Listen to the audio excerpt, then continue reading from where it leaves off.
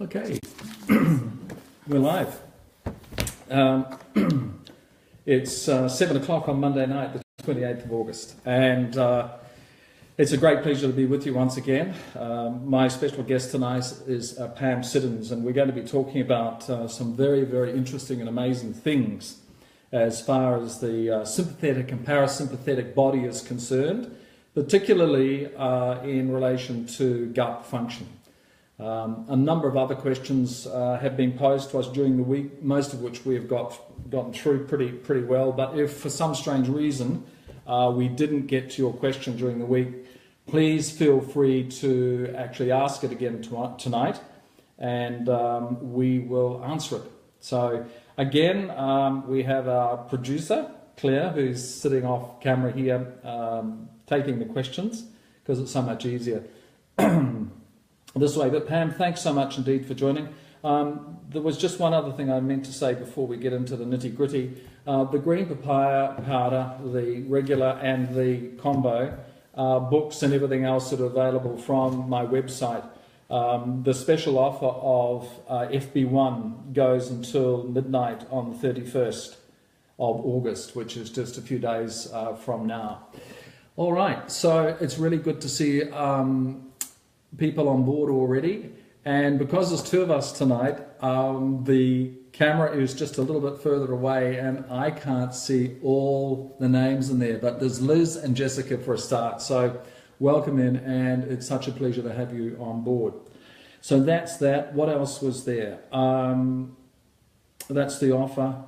Yeah, also, if there are any other questions that you want to ask during the week, feel free just to send a private message, and we will actually answer those questions during the week on an almost one-to-one basis, which is particularly important. What's happened to me this week? Bougainvillea poisoning and an allergic reaction, severe numbness in all my toes the night before last, which was a really, really interesting experience.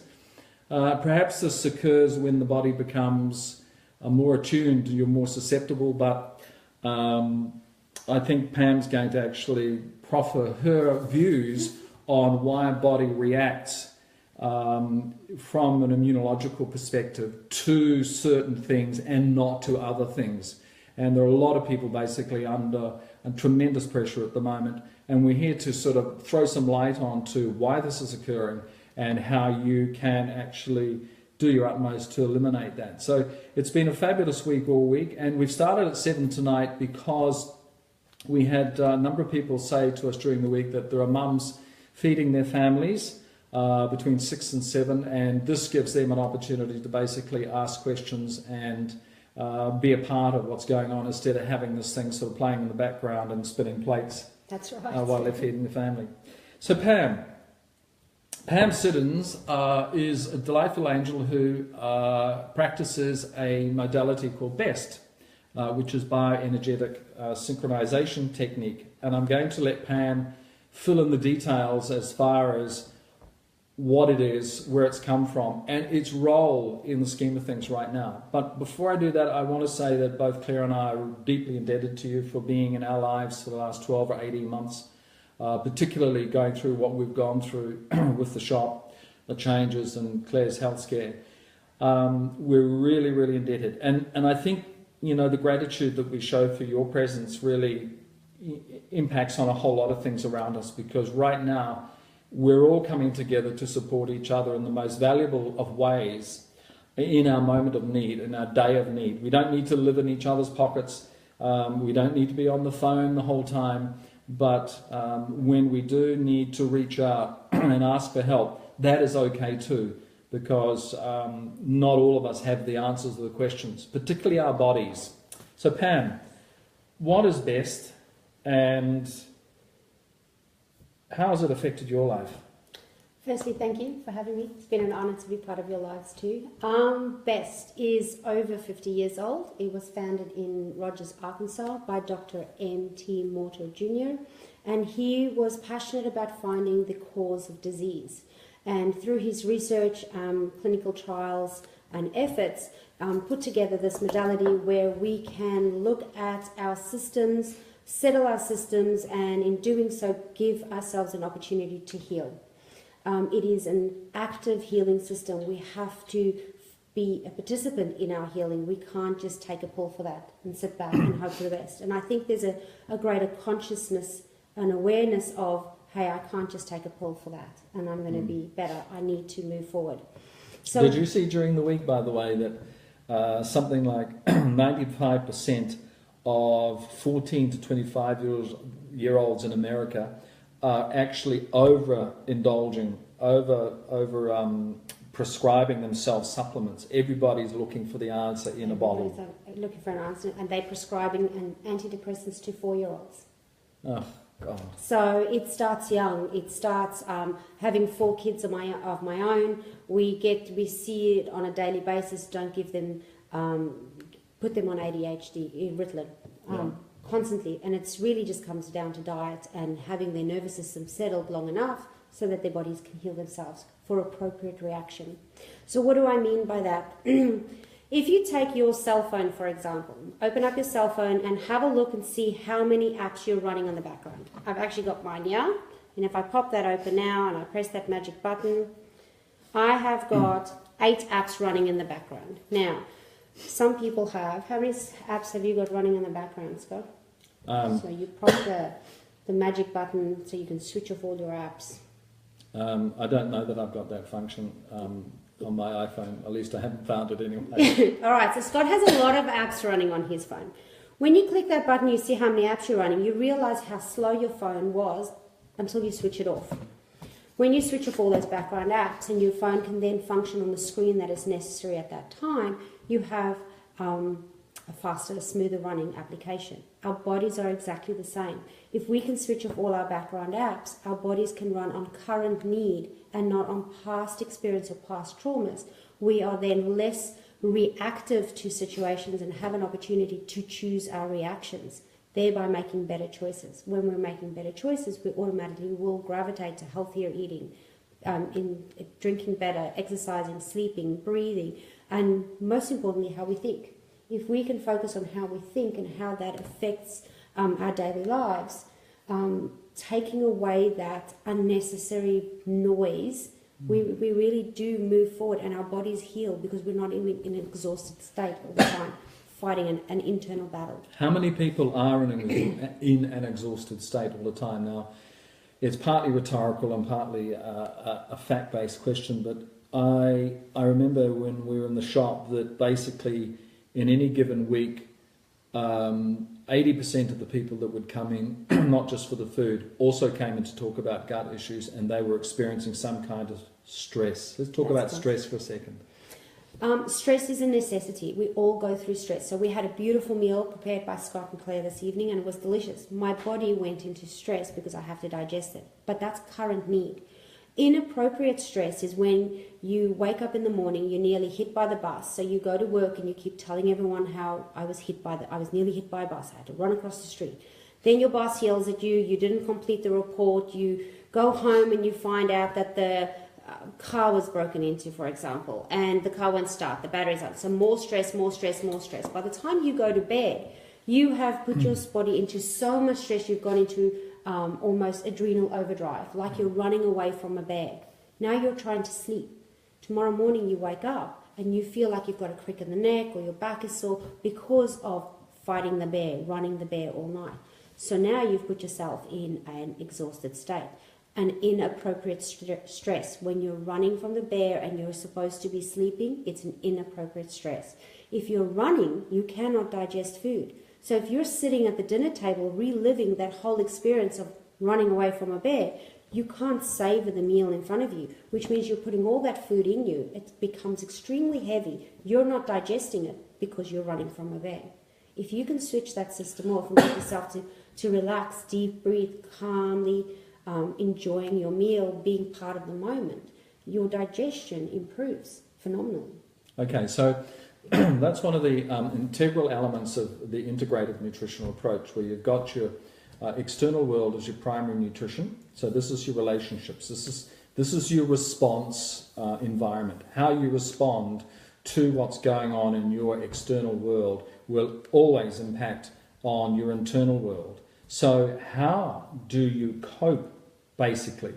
What's your approach to coping with things that emerge in your reality, in your external world? What's the first thing that people could do in order to get through that? Do we eliminate it altogether? No, there will be bumps in the road. There's a difference between seeing a molehill and turning it into a mountain, or taking a deep breath, choosing your reaction instead of being reactive to it. You are now in control. So lots of deep breathing, engaging your parasympathetic system. When you feel that you're getting yourself a little bit worked up, take a moment, take a deep breath, breathe in, down into your diaphragm, let the oxygen, get some more oxygen into you. By engaging the lower half of your lung, you've now engaged parasympathetic system. Parasympathetic is the calm down, it's the digestion, it's that, okay, now how do I go about it? Staying up in the sympathetic system, when we start huffing and puffing, you're now in sympathetic state. That's reactive, that's flight, fright, let's run, let's do this. So you're not really choosing reaction, you're just responding to current need. So if you can learn to balance your system, or find a practitioner somewhere that works with you to settle your own system, go ahead and do that. Go and remove the past toxins, traumas and thoughts from your body, so that you are now in charge of your reactions and not reactive to them. So then your internal world settles down. And in doing so, you can then focus on what's most important, and that's healing. I can say quite personally that one major issue that I struggled with for much of my life came up regularly in the last 12 months, last almost 2 years. And we worked on it together, and I did nothing. By the way, there's nothing cathartic about this issue. It really is just so subtle and so brilliant that after 24 to 48, 72 hours, I began to become still. Every time I thought of the potential, if I visualized this particular situation arising, I actually had no internal rumble. Like I didn't have any pain in my solar plexus, I wasn't feeling anxious. And on that particular issue, Pam, that became stronger and stronger and stronger. To the extent that now, and Claire is probably quite similar in respect to what I'm talking about, we laugh at it. That's right. We just say, oh, okay, cool. But what do? Nothing. Don't have to have a reaction any longer. You don't have to. Remember, our experiences lead us to a point. It is through our experience that we educate ourselves, and we learn more about what drives us. So we can step into our passion, or we can step into that space where we could potentially share with other people how they can help themselves. So it is through your experience that has brought you to the point to get a great product that now helps. But it is also, if you stayed in that state of stress from that experience, you were hurting yourself even more. Definitely. So now getting to the point of going, you know what, that was my experience. I've learned from it, I've grown from it, but your body's no longer reactive to it. You're no longer inappropriately producing the chemicals in your stomach, overproducing them to put yourself back into that state. You're also no longer owning it. Yeah. It is something, it was a symptom that you dealt with. You went after the cause. Once you treated the cause, the symptom rectified itself. And it was amazing because as this progression began to move away from the original finding or the original dislodgement, we dislodged this thing from my body energetically, I could see basically that I learnt that reaction from my father. Mm-hmm. Okay. By the way, if you've got any questions, please put them up. Claire's ready to take your questions, and I'm talking to Pam Siddins, who's a B.E.S.T practitioner on the Sunshine Coast here in Queensland. And if you're interested in anything that she has to say, please just put your finger up, and we'll make sure that her contact details basically are provided so that you can go and have a look. And I have to say that your first assessment is totally FOC because you want to get a handle on it, and then you move forward from there. Is that correct? Yes, yep. Definitely. Yeah? I did exactly what I said not to do. Don't listen and read at the same time. Okay. Would you say, this is from Jessica, that cognitive behaviour therapy is helpful for overwhelming stress and anxiety? Cognitive behaviour therapy. What's the difference between cognitive behaviour therapy and the B.E.S.T process?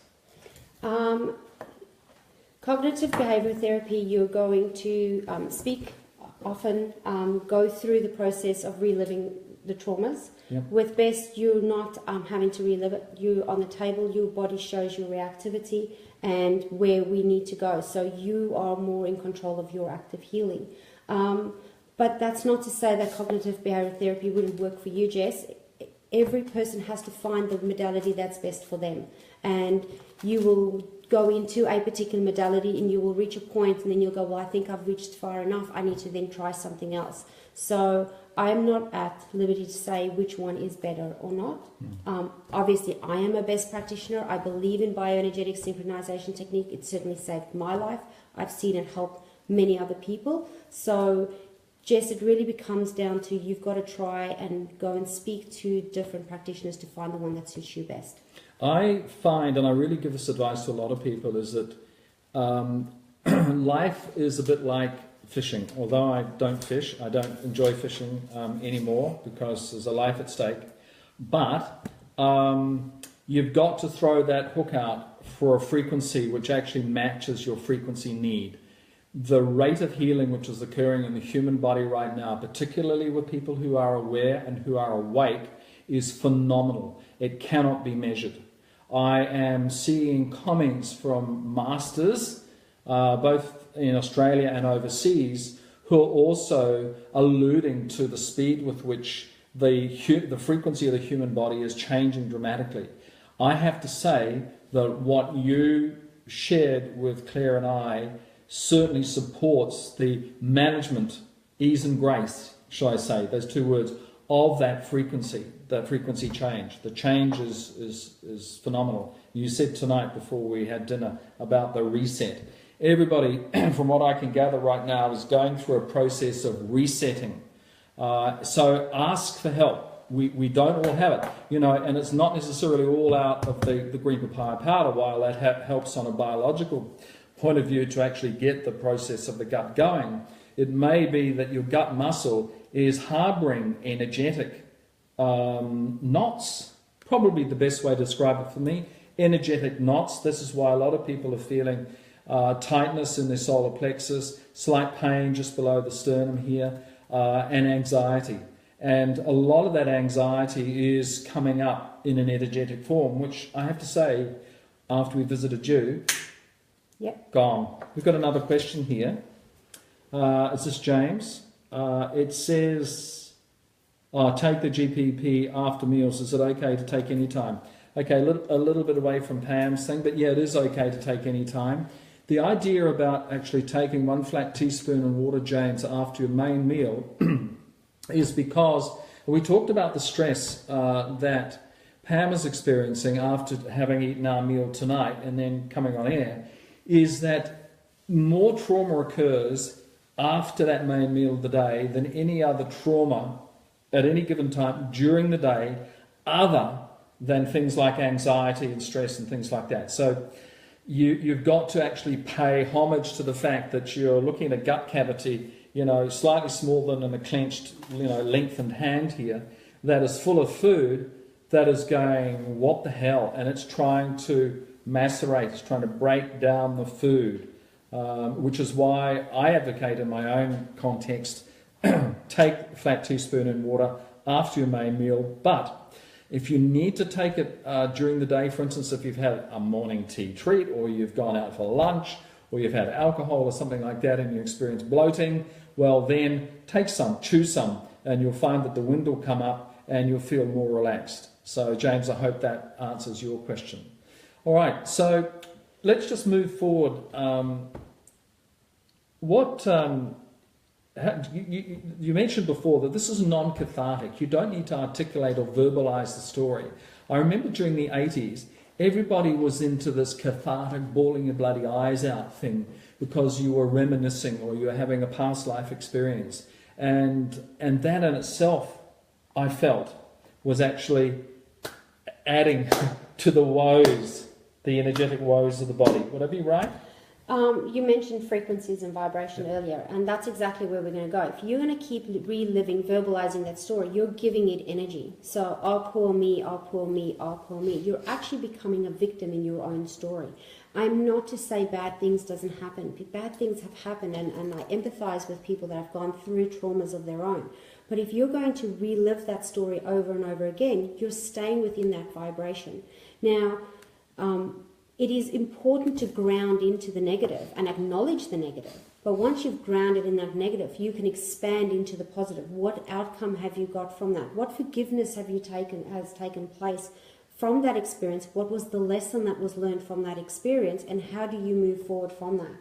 And it doesn't mean that you have to sit there for hours and hours going, oh, this happened to me, and how is that going to change the world? It means acknowledging that it happened, acknowledging the vibrations that you were in, and expanding from that. And that's as simple as saying, yeah, that happened to me. It happened to me. I remember that. I remember that. I felt extremely inadequate at that moment, or I was in a state of fear, and in that state of fear, I felt absolute joy when I came through it.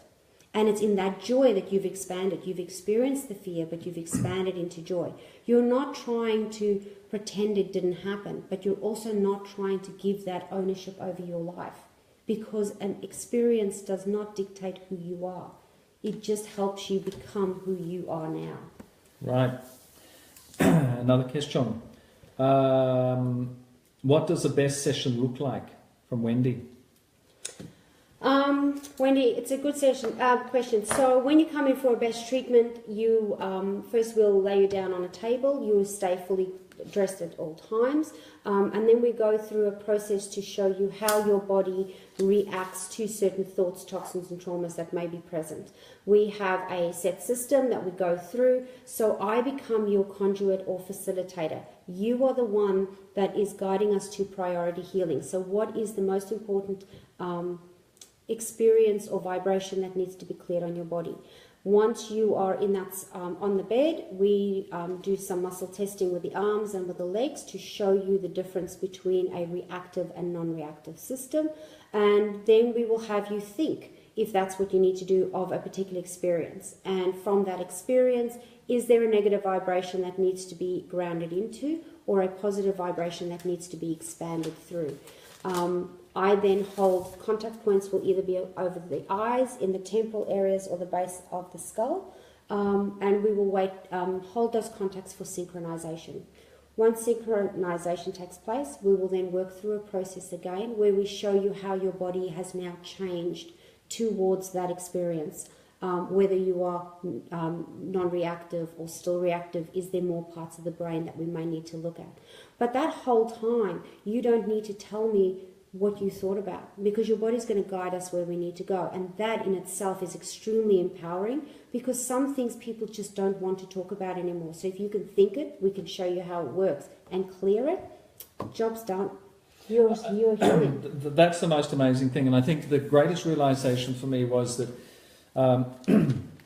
physical experiences which are discordant, that they're not in accordance with the flow of nature, particularly, most including getting beaten by your father as a child or something like that, and the response you had at that particular time, all ended up in my body.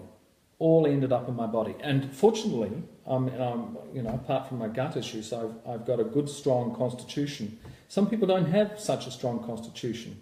So literally, these discordant energetic blocks in the body just eat the body up over a period of time, and then they become a mental story.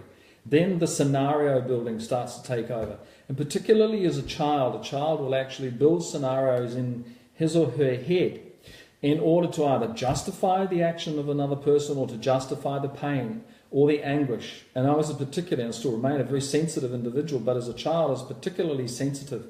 I was very intuitive and very clairaudient.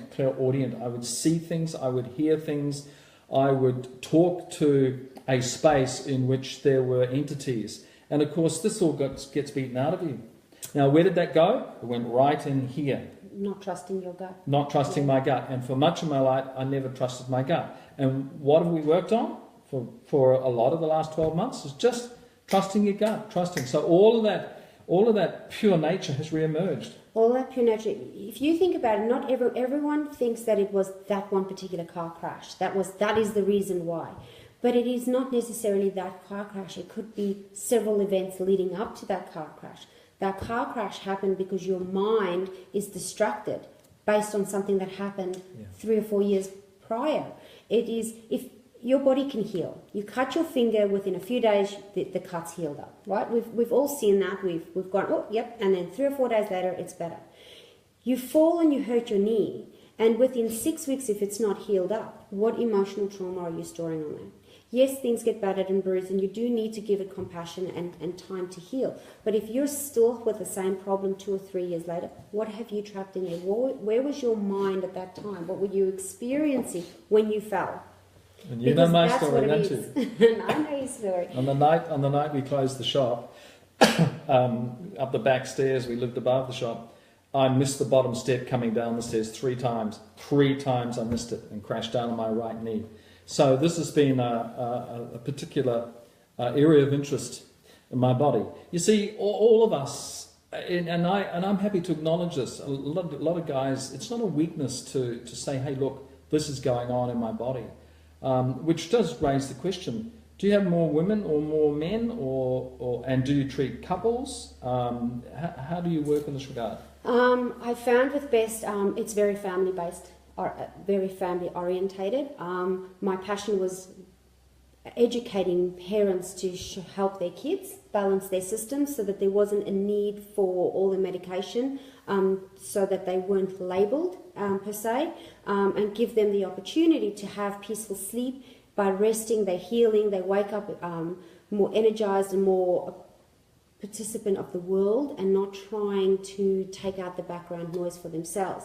And through that, obviously I treated mums. Mums went, hey, my husband's saying I'm a lot calmer, he would like to come and see you. So it's become really a family practice, and I see equal amounts of mums and dads and their kids, and teaching mums and dads how to do the program on their kids themselves has been a huge honour for me, because now these kids are settling and they don't have to grow up with the same baggage we did. They have that opportunity to already know how to settle their own system, so that when they sleep, they're getting the full complement of sleep. They can digest and they can heal, and then waking up and every day starts fresh for them. And that's great. So men, women, we all like it. In the beginning, people come because they are in some pain. Yeah. There's a gut issue, there's a backache, there's a dis-ease of some description that they want fixed. And as we go through the process, you realize you can't fix a symptom. You can only treat the cause. And by treating the cause, the body will prioritize and heal itself. And in that, you actually step away healthier, fitter, more in tune with yourself, and trusting your gut. Because no one ever says, oh, I listened to my gut and I made a mistake. You listen to your gut and it's right all the time, every time. So I had a question from someone, from Wendy. Distance clearing. Yes, it is possible. I might actually contact you directly if that's okay, because everyone's a little bit different on how we have to approach distance clearing. So if that's okay, I might contact Wendy later for that. Okay. All right, so I'm talking to Pam Siddins, who's a B.E.S.T practitioner, bioenergetic synchronization technique. We were running Wednesday nights once a month in the shop, and we'd have a variety of speakers along. And when Pam came along, the atrium of the shop was packed out, and we could have talked for 3 or 4 hours, because we had the opportunity to see an actual demo occur, which was fabulous. And unfortunately, in this environment, a demonstration is not particularly practical. But I have to say that through muscle testing, through basic kinesiology, on that particular night, most of the guests who were attending were slightly amazed that you turned the negative into a positive by tapping into the body. The body turned the negative into the positive by you facilitating that thing. Well, to dig a little bit deeper into that, if you take a little child that just moved into a new room, okay, brand new white walls, dad's worked really, really hard to buy this new house, and this 3-year-old child walks into this room, blank canvas. I mean, oh joy, I'm sad about leaving my old room, but boy, oh boy, big white wall, yeah, I'm going to draw on this wall. I'm going to make it my own. Find some crayons, draws all over the wall. Dad walks in and yells. Now the little kid has been in a space of joy and creativity and you know, it's enthusiastic and tapping into imagination. So these are all the positive sides that this little kid's in. Dad walks in and goes, what are you doing? And instant fear, terror, oh my goodness, I've done the wrong thing, I feel inadequate. Any one of those could be a hiccup in the system. It could be the glitch. So every time this child now steps into a creative space, the background noise, inadequacy. The glitch in the system is the, oh no, you can't do this, you're going to get into trouble. So then a self-sabotaging system becomes in play. So no longer does this child feel it can be creative, because when we're creative, we're inadequate and we get scared. That's one example. There could be, there's hundreds. I mean, we've all got self-sabotaging systems running in us all the time. And yes, with B.E.S.T, we have an opportunity to take that background noise and settle it. But if you've been running on that system for the last 20 or 30 years, now you have to take yourself and retrain. It's like an exercise program. Hey, I want to be creative. I know I can be creative. No, I'm not inadequate. Let's do this one step at a time, because we've taken the reactivity away. But it's still a conscious choice. You still have to step into it and retrain. Exercise that brain, because you've lived in a SEMO, subconscious emotional memory override, for nearly 20 years because of that one day. I'll give you a personal example, if I may. Mm-hmm. At the age of 7, in the old days when we were growing up in New Zealand, this was in the late 50s, early 60s, we had a big washing line, and it stretched from sort of one end of the backyard to the other, and you had bits of timber with these wedges cut out that would prop it up, and you actually, you know, prop this thing up. There was no rotisseries at that particular, no Hills hoist then. One particular day, and one particular day, and I remember this clearly, I saw white sheets as a canvas. I found a can of green paint and a very big paintbrush, and I began to paint my mother's linen sheets. You mentioned how creativity is knocked out of you. Mm-hmm. And I had a surge of recognition then, because this whole thing about not being good enough or not, I mean, my whole creativity was just completely slammed. So my mother chased me, fell over and skinned her knees, and I ran away for 4 hours under the threat of being thrashed by my father when he got home, which in fact occurred. And I was in that space of focused joy. I was going from top to bottom, and I was doing this most amazing green artwork on my mother's, and I'd just finish off one and I'd start on the other sheet, and they were semi-wet, so it actually went on really, really well. And I didn't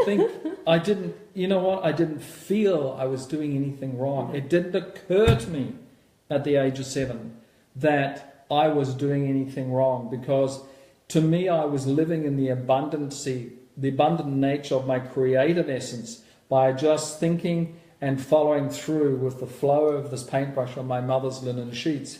And it was pretty messy. The whole day was pretty messy. And I have to tell you, when you're being chased and then there's the threat of being beaten and you're beaten, your body goes into a state of trauma, absolute trauma. Now, I know for both women and men it's particularly different, and there are a number of experiences and situations which can bring this trauma on, mm-hmm. and very, very profoundly. But that's what I just picked up when you said what you said when the wall was there. I looked at these sheets and I thought, wow. Now, you can laugh at this, but to me, it was a particularly serious human experience. And again, I was beaten with a cane. And that was the night that my dog actually took to my father. He actually bit my father for beating me. And I was sent to bed, and I just cried and cried and cried, you know, and there was no support there at all for what I had done. It was, these sheets were important. And you were in exactly. And look, the response you had, the fear, the trauma, all of that was valid for that moment. But it is coming out of it. It's that process that you come out of it. Whereas me mentioning white walls, there I triggered a SEMO. That's what SEMO is. Subconscious emotional memory over me mentioning white walls, creativity, triggered a SEMO of white sheets, green paint. Yeah. SEMOs can be positive too. They don't always have to be negative. I know that when I walk past the little flowers, yesterday, today's and tomorrow's, that smell brings up the best summer holidays I ever had. I enjoyed that smell. That's a good SEMO. But seeing a little kid run across the street and I go into the brings up the SEMO of the little boy that got knocked over when he was a kid. Now, yes, it is also, SEMO is also necessary because they're in subconscious. It is from learnt experience that we know don't put the hand in the fire because that's going to burn, and that's appropriate. Where it becomes an issue is, like yourself, working with food, and you're actually really working in creative space all the time. If you are inappropriately reacting with, is this good enough? Am I doing this right? Or worried about the dog that barks when you're busy and the dog barks and who's just got bitten. You're now in a reactive state, and that is exhausting on the system because you're balanced, creating, but now non-balanced because you're reacting to the noise outside. And so going from balance to non, your system is flip-flopping the whole time. It is exhausting. It then compromises your immune system. That exhaustion compromises the immune system is weakened. You are then more reactive to the foods that you eat and the environment that you're in. Which is why when I produce food, and even just writing recipe books, I go into a zone, I go into a space that is very momentarily powerful because I'm in that space. You know, if you're making food up, you're focused on it. That's all you're doing. Mm-hmm. If I'm writing, that's all I'm doing. Nothing around me can actually affect me. And I found that basically, and I share this with you because, you know, it's like being in the moment and actually managing to cope with distractions. And we're distracted everywhere, from signage to the number of cars, to the number of people, to noises, to a whole range of things. And being in that Zen-like moment is particularly important. I want to just say hello to Melanie, Lisa, and Carmen, and Cara. Lovely to have you aboard tonight. Carmen has said that I like to remind myself to trust myself and everyone else how I would have preferred to have been treated. That's one way of thinking. Turning. Sorry? Turning. Yeah, a negative one way of turning a negative into a positive. So I'm not sure exactly what you mean. Is it do unto others as you would expect to be done to you?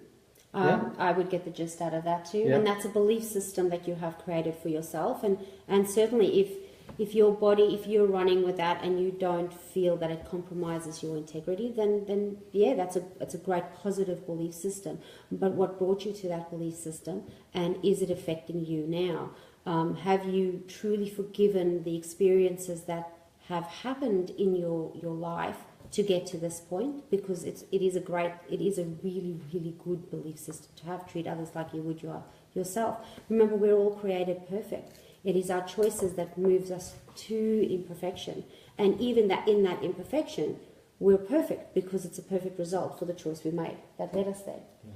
So yes, certainly, Carmen, that is a great belief system. Just maybe consider, has all the forgiveness taken place that needed to be taken place to get to that point? The people in your life, rather than just intellectualizing rather than just the notion, because that's conscious mind. Remember, subconscious mind is there from conception. Our ship runs, our body, our vessel runs on subconscious mind. So from conception, all the cells divided, our conscious mind had nothing to do with it. From 0 to 7, so from birth to 7, we are little sponges. We absorb everything around us. Subconscious is learning everything it needs. From 7 onwards, we start to make more conscious decisions. Our conscious mind becomes more into play.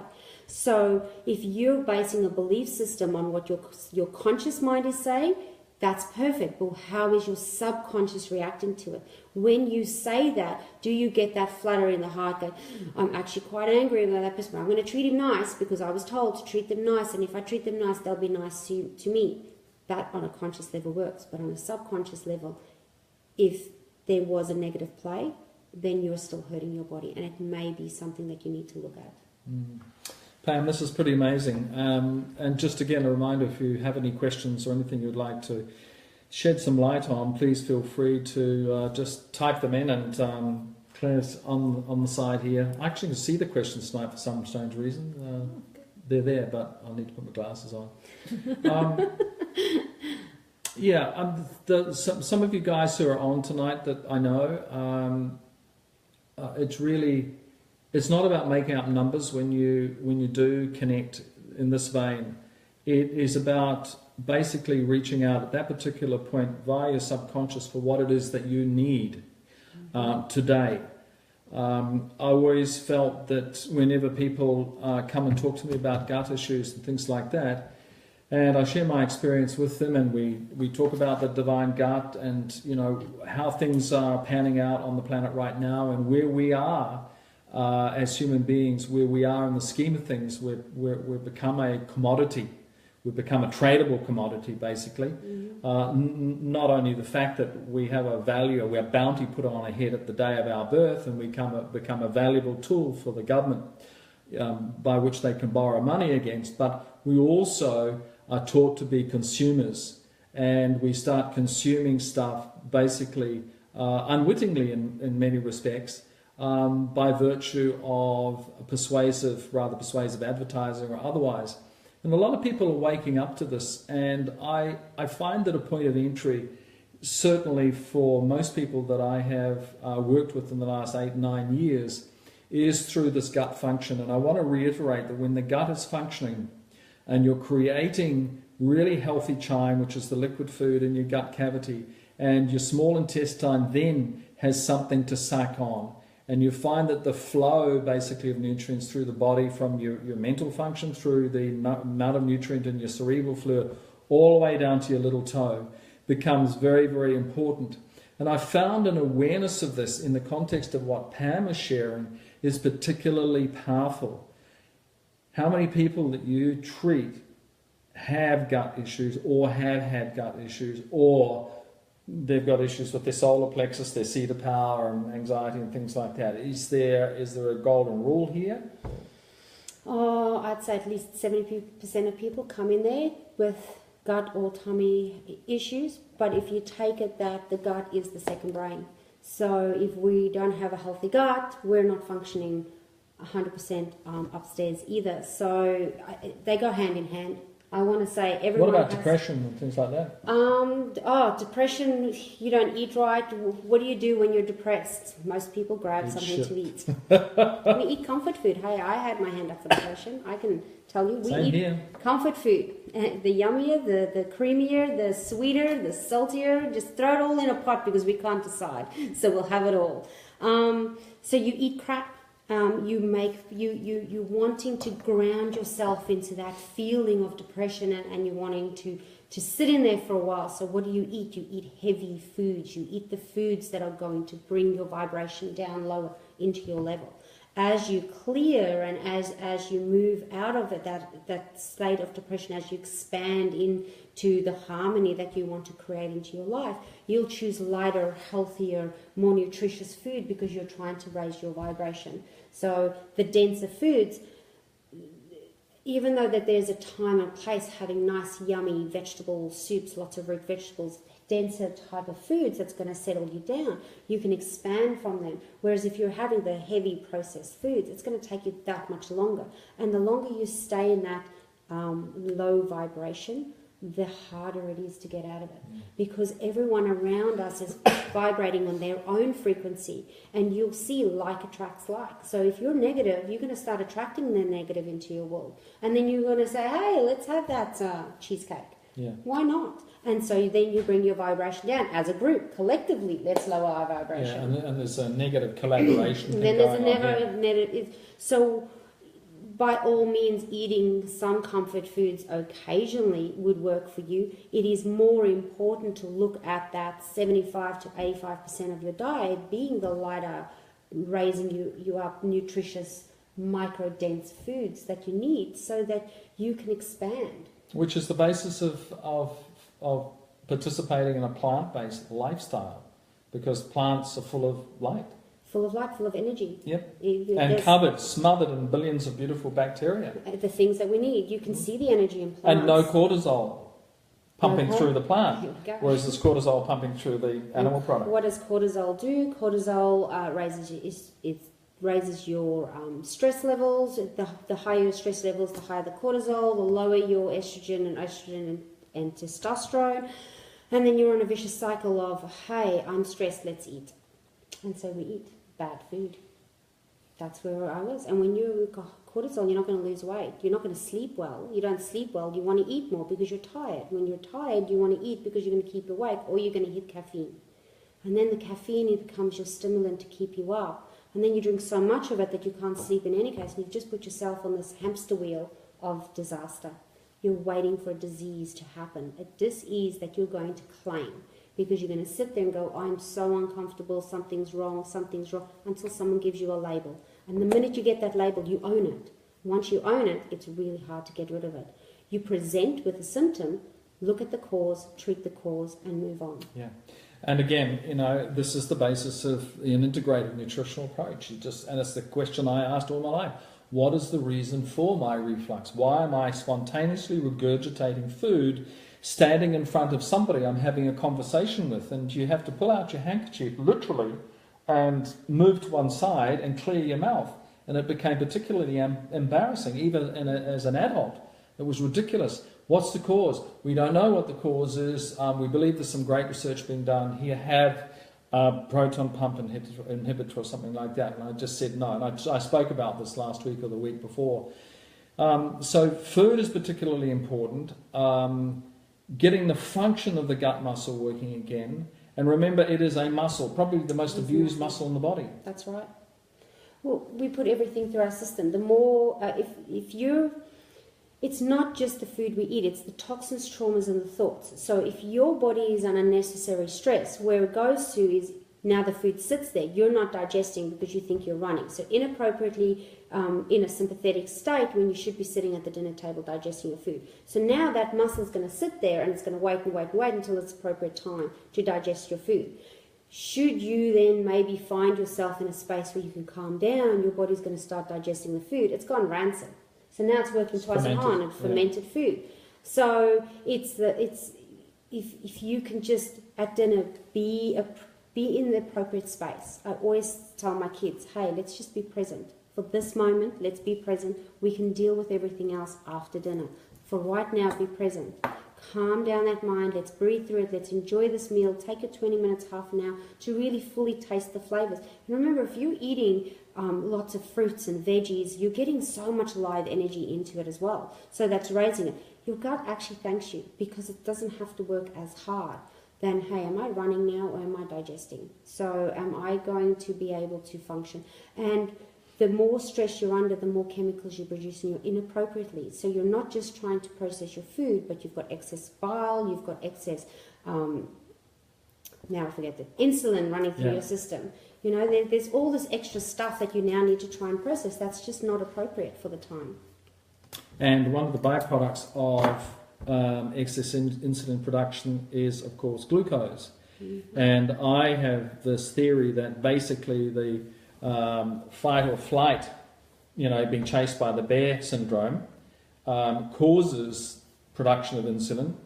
A lot of people are turned on most of the time. Mm-hmm. Many people are turned on most of the time, and they're producing excess insulin, so therefore their sugar levels increase, and then you get the formation of the dis-ease, whether it's passing through that sweet threshold that I've spoken about before and into the cancer zone as such, or the diabetes 1 or 2 or something like that. So the problem is, again, once you've been given that label and you're in the system, you're buggered because you're at the mercy basically of a system that actually wants to suck you in and fill you up with all sorts of things, charge you all sorts of money, take all your time, cause grief for you and cause grief for your family because you've subjugated yourself to a system of belief. We've got another question here from Claire. Oh, okay. Claire says that's why so many people reach for the wine bottle or beer at dinner time. Claire, you're 100% right. But you know why they're doing it? Because they've had a stressful day and they just want to unwind. So what do? They reach for a stimulant that they feel is going to lower the stress level. But it's the most inappropriate reason for doing it. Yes, by all means, enjoy a glass of wine and have a beer when you're in a social setting or you want to have one, but you're not having it because you're wanting to relax. That's not the right reason. You're wanting to relax means your background apps are running. You need to learn to switch off those apps first. And there's tools for that.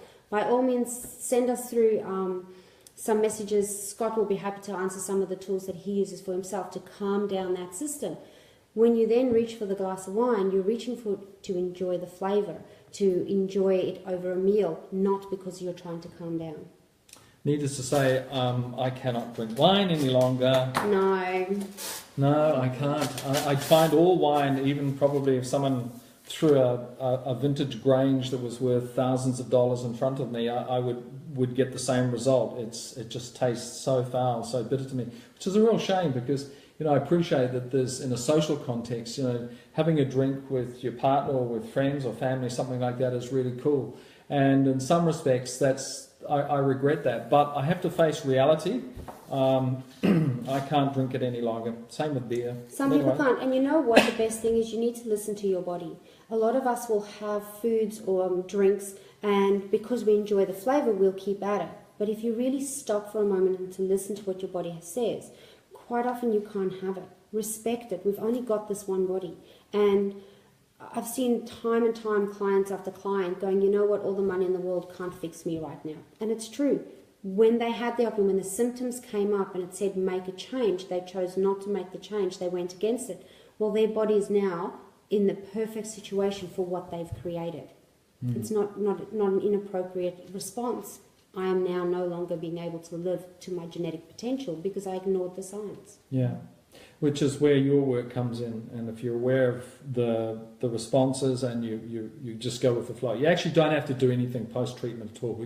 The body will react beautifully and positively and powerfully. Carmen says, thank you so much for sharing. What would be your advice for separating yourself and your own issues / vibration for partner and spouse? Probably want a little bit more clarification there, but reading between the lines. Is a spouse, is a situation where a spouse is throwing negativity at you and it's not your stuff? How do you react? What do you do? What's one of my favourite lines I use with you? It's not who they are, it's the way you choose to react to them. So I'm not saying that you're asking for them to be that particular way, but you need to be able to step back. So your past experiences, your CMO that you might be running, subconscious emotional memory override that you might be running, is that of being feeling guilty. If what they're saying, you feel guilt, so you want to step into a people-pleasing situation, you're going to try and please them the whole time. Well, that's your choice to react that way. If you feel intimidated by them and you then don't answer them, again, you've chosen that response. So it's not who they are or what they are, it's the way you choose to react to it. Remove your reactivity from past experiences, honor your experiences you've had, grow from them, then you can be more in control of the reactions that you have towards those people.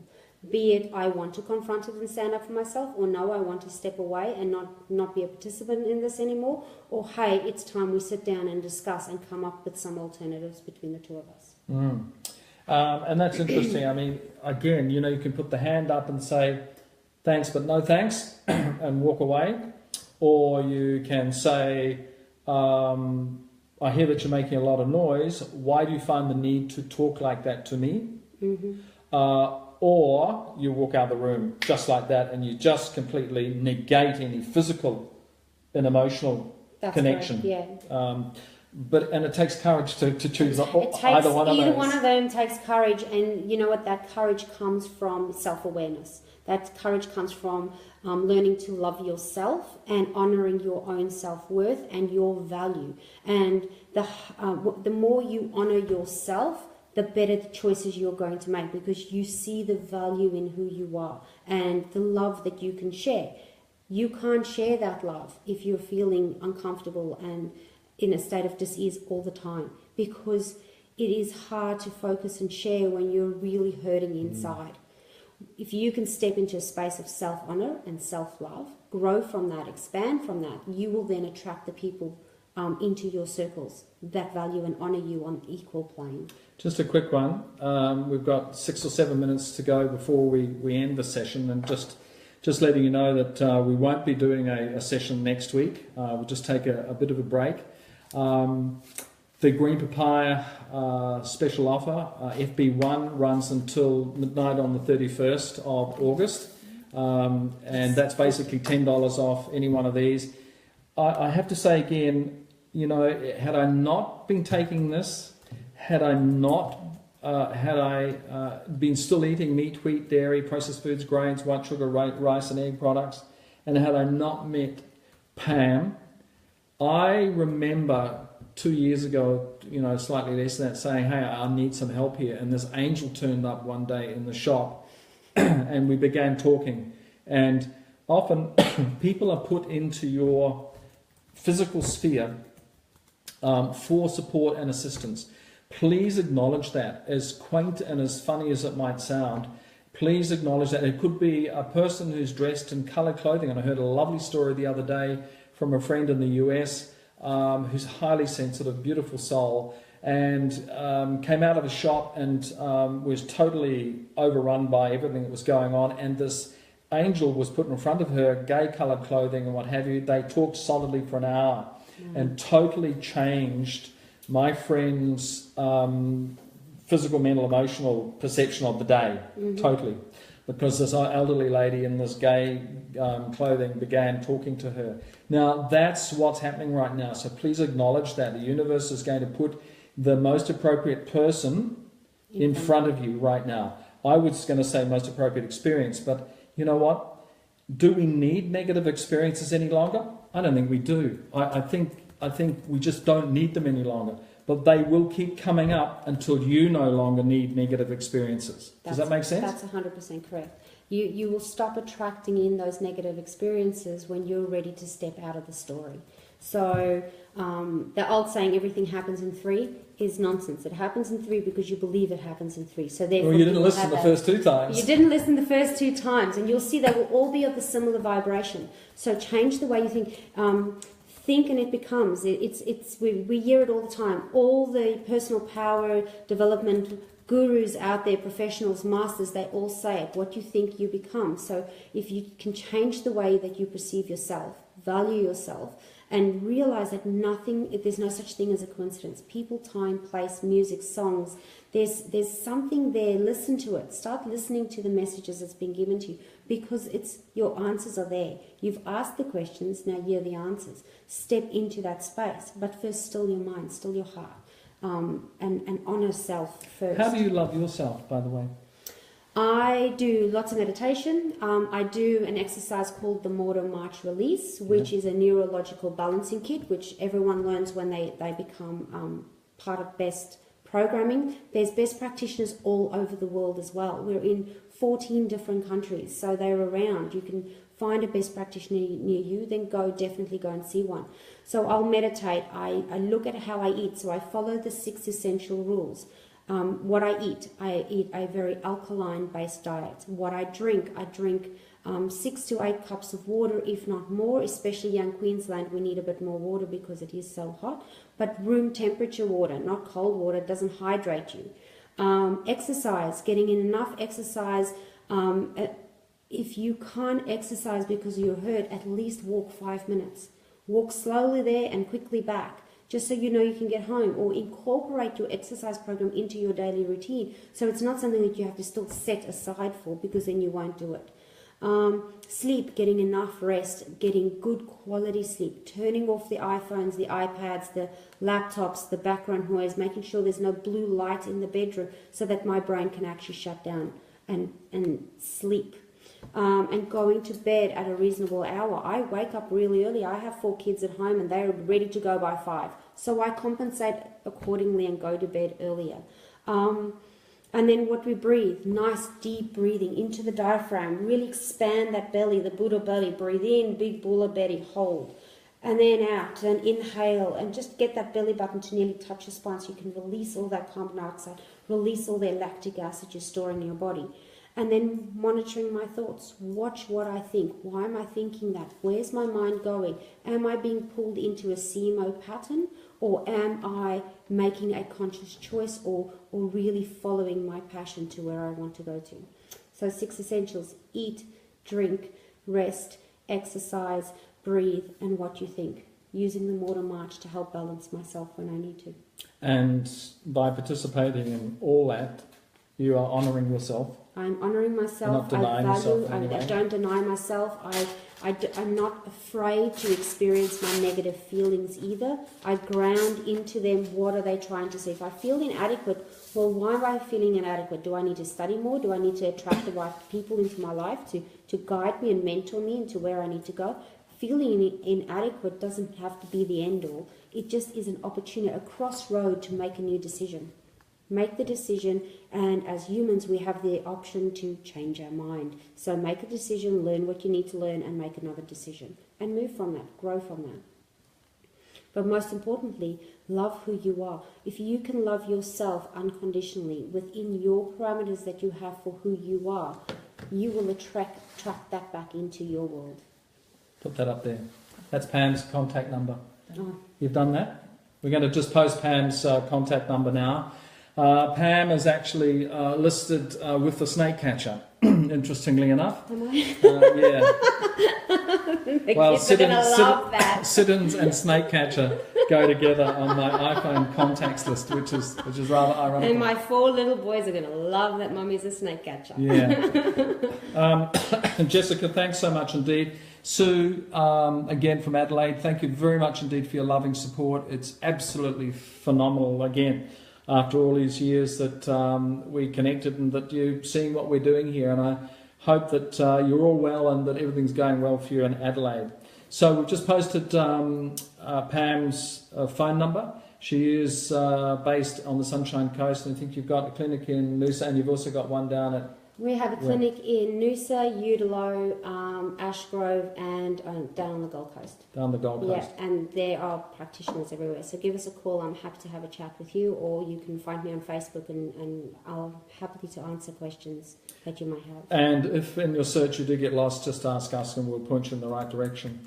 Okay, so just letting you know that the green papaya powder is going particularly well at the moment, and we're here to support anybody in their quest to get their gut working. I'm in the process of actually writing. I've nearly finished this. I saw the file today for the first time after weeks and realised I'd done more work on it than I imagined. So I'm updating Understanding the Divine Gut, so there'll be a revised edition of Understanding Divine Gut, hopefully out in the next few months. We've still got a whole lot of plate spinning and balls in the air, but I can assure you that both Claire and I, where we are in the space, we are seeing birds every day. We're seeing kangaroos this morning. You know, I left the gate open last night because we had Nina stay overnight and she had to get off to work first thing this morning. And it passed my mind that on the way back from opening the gate up, I thought, I wonder if kangaroos will wander in and just start eating the grass. And sure enough, these 2 greys bounced past our gate, didn't stop. But they stopped, sorry, they didn't stop and come in, but they stopped just before the gate. And they looked up, didn't they, Claire? Because you and I were looking down at them, sending them loving vibrations, and the most beautiful creatures that had come out of the bush, and we're just bounding down the side of the road. So it's all happening.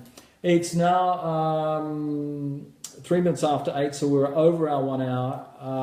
As I said, we won't be up next week. Our offer for the green papaya stays intact until the 31st of October. 31st of August. 31st of August. Pam, I want to thank you very much indeed for coming along tonight and just talking the way you have. Thank you very much for allowing me the space. Well, sharing. I think it's been great. Everybody's enjoyed what you've said, and we'll do it again sometime. Yeah, and I think this is a wonderful outlet for it all. And so thank you, and thanks Claire for your production work. And to all of you, just stay well, stay happy, and any questions you've got, please ask. If you're experiencing anxiety or anything like that, and you want someone to talk to, just give us a hoy as a PM on Facebook. And And any questions, just send them our way, including Send them questions out. for Pam Yeah, as happy to well. And answer. Pam can be found on Facebook as well. Yeah. Any comments from any last comments from anybody? Therese is saying she's missed it, but Okay, well, Therese, we will archive this as soon as we've finished this. Okay, Facebook will archive this, so you can actually just wait a few moments and you can watch it straight away. All right? That's the beauty of it, and it'll come up as Ep5, or I think that's the how many we've done so far. Episode 5. All right. See you in a couple of weeks. So love you all, and we'll see you in a couple of weeks. And just look after yourselves, okay? Just be gentle. Be gentle. Show compassion. Honour yourself. You are very valuable to this world. You have something to share. Yeah, we need you all right now, and it's as simple as that. That's right. All right. Thank you. Take care. Thanks very Good much. night, guys. Bye. Bye.